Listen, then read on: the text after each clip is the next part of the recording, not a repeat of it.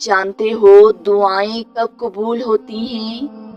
جب تمہیں ان کی قبولیت کا کوئی بھی راستہ نظر نہیں آتا، اور سچے دل سے نکلی ہوئی دعا تو آسمان کو چیر کر خالق تک پہنچ جاتی ہے، اور پھر بس خالق تک پہنچنے کی دیر ہوتی ہے کہ پھر ناممکن ممکن ہو جاتا ہے۔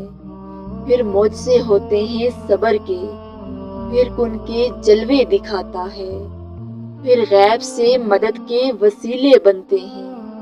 تو پھر تم اس کی قدرتوں پر سوال کیوں اٹھاتے ہو؟ پھر تم دعا کے لیے ہاتھ اٹھانا کیوں بھول جاتے ہو؟ تم اس کی رحمت سے اس قدر مایوس کیسے ہو سکتے ہو؟ سنو نادان، ابھی جس کو تم ناممکن سمجھ رہے ہو وہی اللہ رب العزت نے ممکن کر دیا، تو کیا کرو گے؟ جسے رکاوٹ سمجھ رہے ہو اس کو اللہ رب العزت نے وسیلہ بنا دیا، تو کیا کرو گے؟ یہ راتوں کو اٹھ اٹھ کر نمازوں میں رونا تمہارا اللہ کو راضی کر گیا، تو کیا کرو گے؟ جس آزمائش کو تم سزا تصور کر رہے ہو اس کے بدلے تمہیں اللہ مل گیا، تو کیا کرو گے؟ چھوڑ رہے ہو نا امید ہو کر جس دعا کو، اسی سے معجزہ ہو گیا، تو کیا کرو گے؟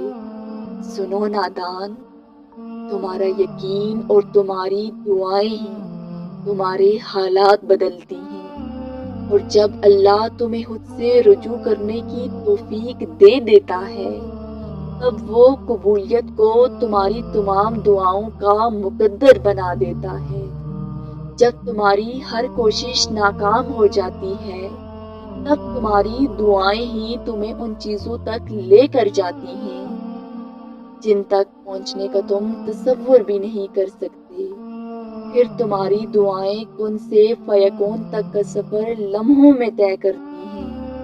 اور سنو نادان، تم تو خوش نصیب ہو کہ اللہ تمہیں توفیق دعا کے لیے چن رہا ہے، کیونکہ وہ توفیق تب دیتا ہے جب نوازنے کی سوچ لیتا ہے۔